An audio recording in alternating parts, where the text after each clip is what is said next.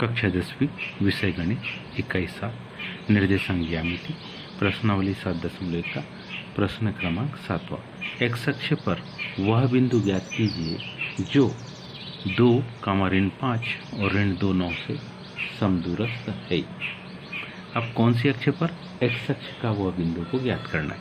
हम में से सब जानते हैं कि यदि हमारे पास ये बनी हुई ये खड़ी रेखा जिसको कि हम ये बनी हुई खड़ी रेखा जिसको कि हम कौन सी वाई अक्ष कहे, और ये आड़ी रेखा जिसको कि हम कौन सी एक्स अक्ष कहे, तो इस एक्स अक्ष के और वाई अक्ष में हम एक्स अक्ष के किसी भी बिंदु को ध्यान से देखें, शुरुआत मूल बिंदु से करें 0, 0, इसके बाद अगले बिंदु को देखें तो मान आएगा 1, 0।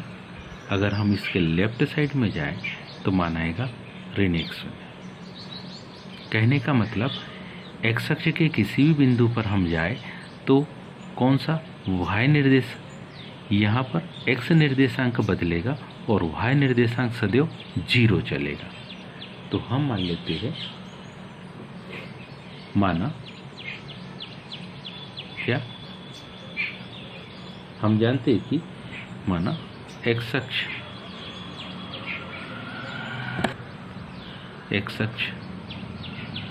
पर स्थित वह बिंदु कौन सा P है और जिसके निर्देशांक क्या होंगे x, 0। x का मान बदलेगा, y का मान सदैव क्या होगा स्थिर रहेगा। और 2 ऋण 5 ऋण 2, 9 को हम मान लेंगे तथा कौन से A बिंदु के निर्देशांक है 2, ऋण 5, B बिंदु के निर्देशांक है ऋण 2, 9 है। तो अगली कंडीशन में हम लिखते हैं क्या, प्रश्नानुसार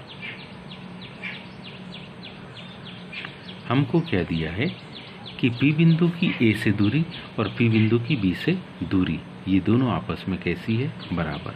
PA बराबरी से PB। हम जानते हैं कि यदि हम P से A को निकालेंगे, दूरी के सूत्र को हम लिखना जरूरी है, x1 माइनस x2 पूरे की घात 2 धन y1 माइनस y2 पूरे की घात 2। एक बार हम ये दूरी का सूत्र लिख दें, उसके बाद सीधे सीधे मान रखेंगे। हम दोनों पक्षों का क्या करते, वर्ग। इससे होगा ये कि ये करने का चिन्ह क्या हो जाएगा, अगली स्टेप से हट जाएगा। PA का वर्ग धन PB का वर्ग।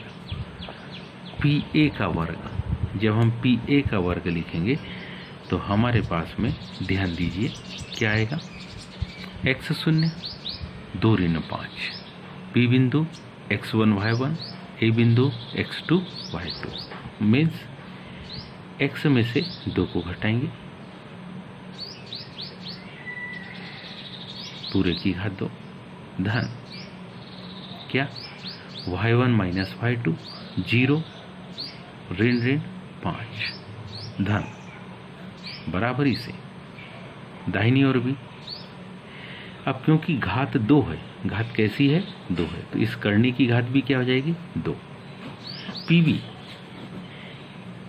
x1 y1 x2 y2 x1 x x2 ऋण 2 ऋण धन 2 पूरे की घात 2, y1 0 y2 ऋण 9 और इसका भी वर्ग।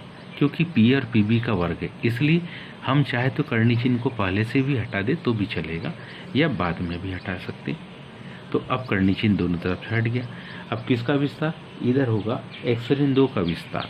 क्या होगा, x की घात 2 ऋण 4x धन 4 5 25 बराबरी से x धन 2 का विस्तार, x की घात 2 धन 4x धन 2 दूनी 4 और 9 9 81। मान को ध्यान से देखें तो अब हमारे पास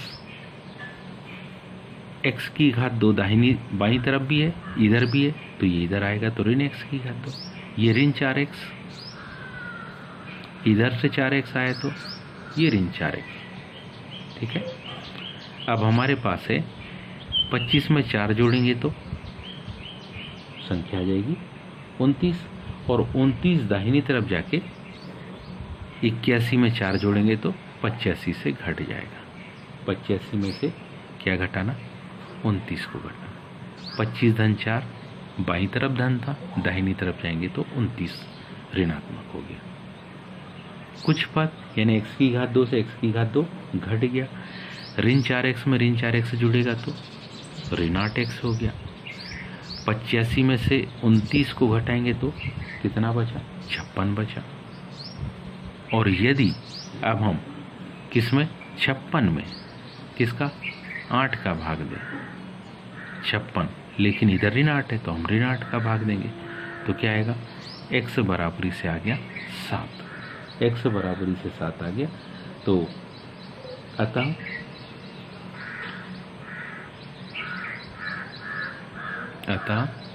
क्या, अभीष्ट बिंदु, अतः P था, और जिसको हमने क्या कहा था, x0, तो मतलब क्या है, P, और उसके निर्देशांक क्या होंगे, 7, 0। उम्मीद है ये सभी को समझ में आया होगा। आज के लिए इतने, शेष का धन्यवाद।